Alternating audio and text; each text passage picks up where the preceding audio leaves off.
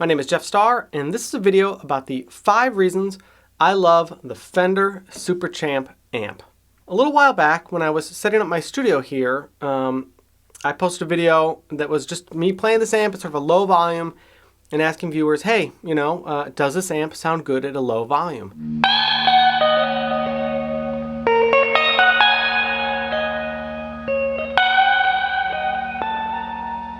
People seem to like that video, and when I check out, some YouTube stats to see why people find my channel, a lot of people have been searching for this amp, for the Super Champ, and I thought, well, I would do another video about it, talk about it in some more detail, and explain why I like it so much. I've owned this amp since it was pretty much introduced. This is the original XD model. I like it so much that when Fender updated it with the X2, I really seriously considered either selling this to buy the X2 or keeping this and buying the X2 and having 2 of them. And I actually sort of kind of wish that I had bought a second one at the time because they make a really great stereo rig that way. Needless, I've kept this and I've never gotten rid of it because I really like it so much. So anyways, let me go through my reasons. Number 1, I'm going to say size and weight. This is not crazy heavy. I was gigging in, at the time when I bought this, in New York City. So this was very portable to throw in a cab, throw in a trunk, even haul it on the subway. It's not absurd to keep in an apartment. It was just really met all those metrics I wanted. But at the same time, this thing is solid. It's got really nice, the joints are really well made. My Tolex is not worn at all. I didn't even have a cover on this for a long time. And this thing got moved around to different gigs, just as you see it here. This has really held up. I have a Mustang 3 amp as well, which has like the cheaper Tolex. This amp versus, let's say, something like that, this is more money, and you really feel that in its build quality. My buddy at the time, he was playing a vintage Music Man amp, and boy, was that thing heavy. This just was super. I loved the size of this, and the weight as well. In addition to just sort of talking about size and weight, this is, of course, the combo version, right? We've got the speaker in here.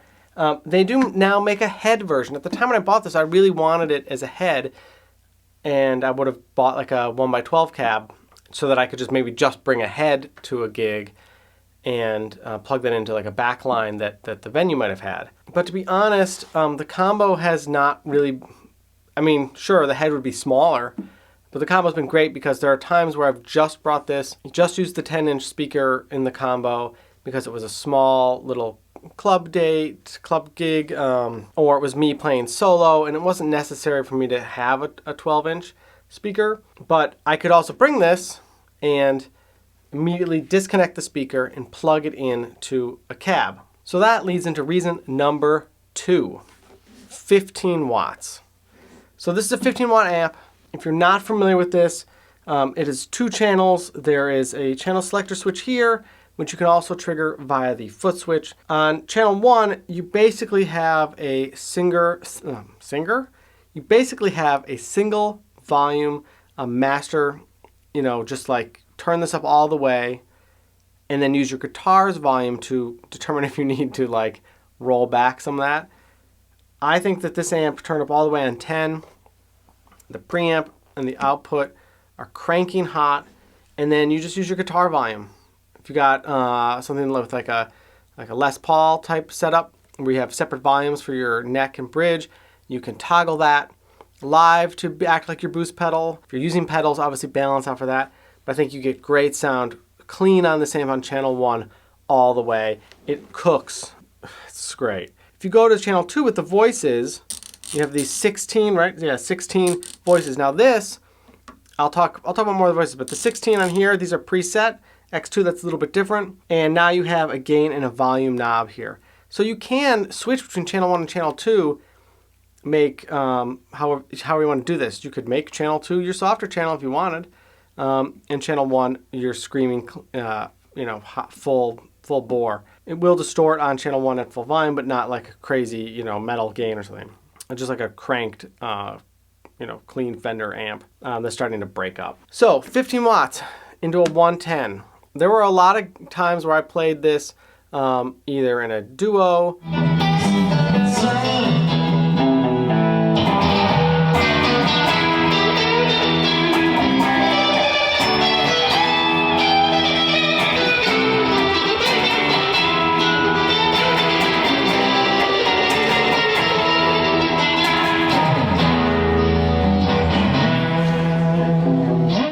or by myself, where that was plenty of power. Let's go.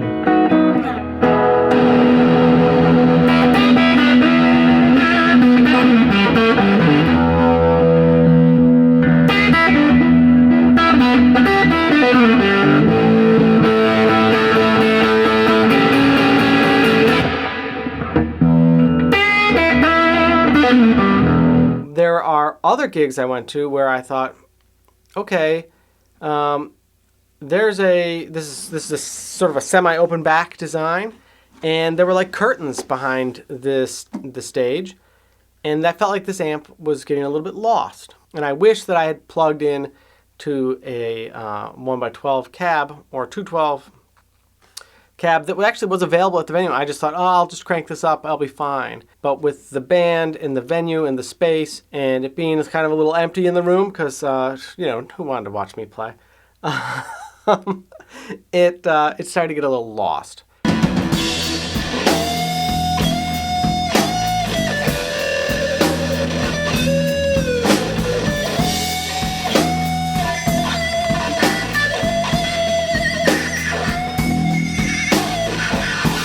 So the head, I think, is great if you know that you're always just going to be plugging it into a separate cab.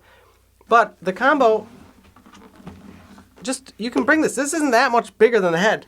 Look, I've unplugged from the internal speaker. And look, I keep in here a regular speaker lead. And look at this. Oh my goodness. This was so difficult. I'm going to now plug this into an external cab that may already be at the venue's back line, or that I brought, if I so choose to. I think that, if this was a 5-watt amp, it wouldn't be loud enough, no matter what you did, to cut over a band.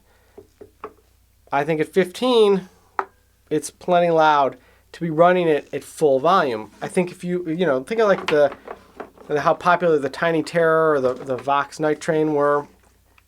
I think those were both 15-watt amps. No one complained about them not having enough power. I would say same thing with this. It's really about what's the cab that you're plugged into. Is it the 10-inch? Or is it a 12-inch speaker? How much air are you really moving? If you're using the larger cab, you have no problem. And against my buddy at the time in the band, he was using a 45-watt amp, and he was not getting his volume most of the time up past 2 on the dial. We had one gig where he had it up to like 4, and he was like, oh, like it was like amazing that he could turn it up so loud.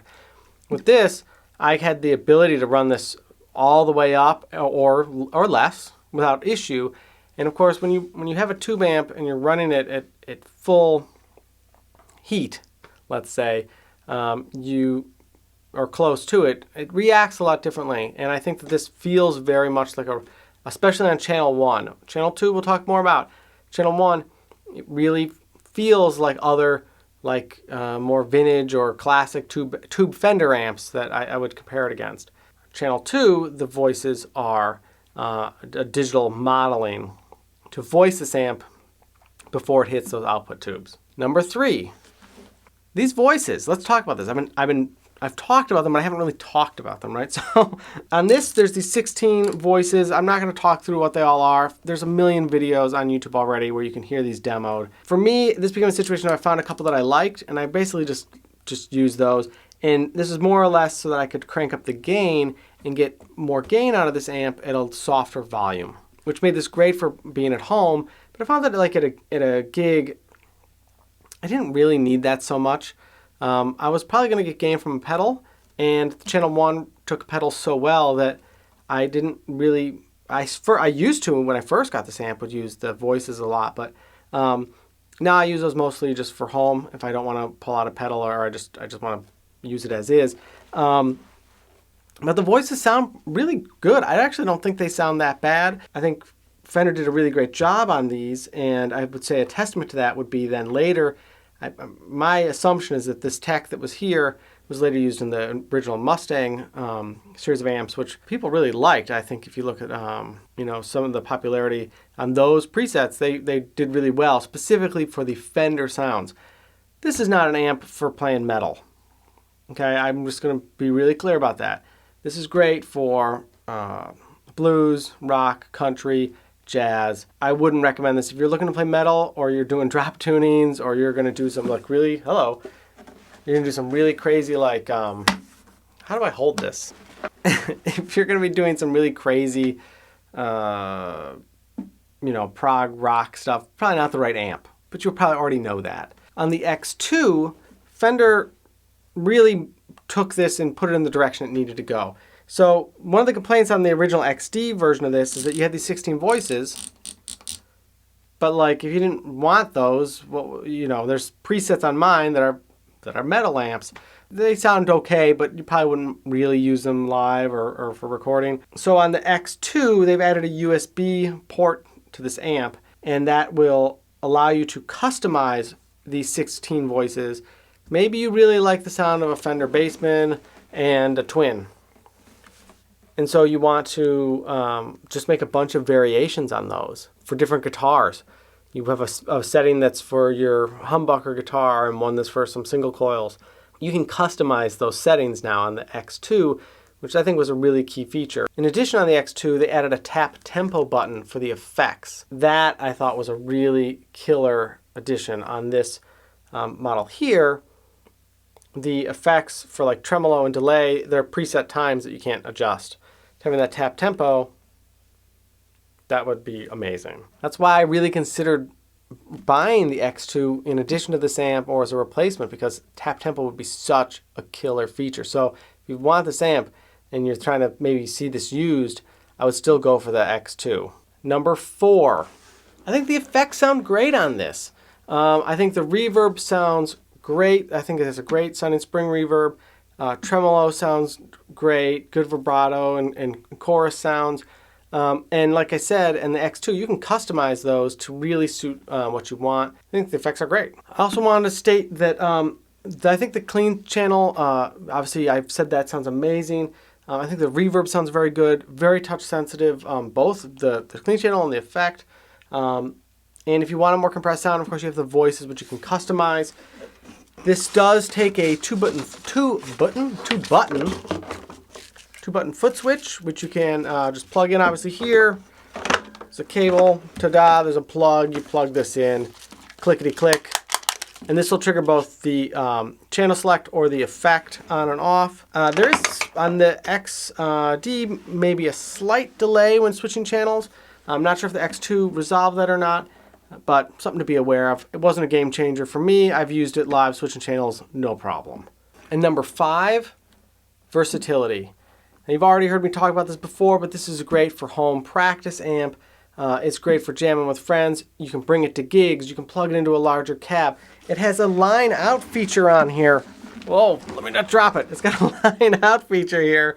If you want to plug into a recording interface, you could do that, or you can run this into a PA, or you can run this into the front of another amp or into the return on a amp that has an FX loop, and you can actually use this as sort of like a preamp. It's sort of weird stuff you can do there. Anyways, really versatile. You have the USB on the X2, so you can do home recording. You don't even need a mic. So yeah, those are the reasons why I love this amp. Questions, comments, let me know. If you like this video, please check out other stuff on my channel. I'm on Patreon if you want to help support me making more videos. Of course, huge thank you to everyone who's already there. That's it for now. All right. Starman out.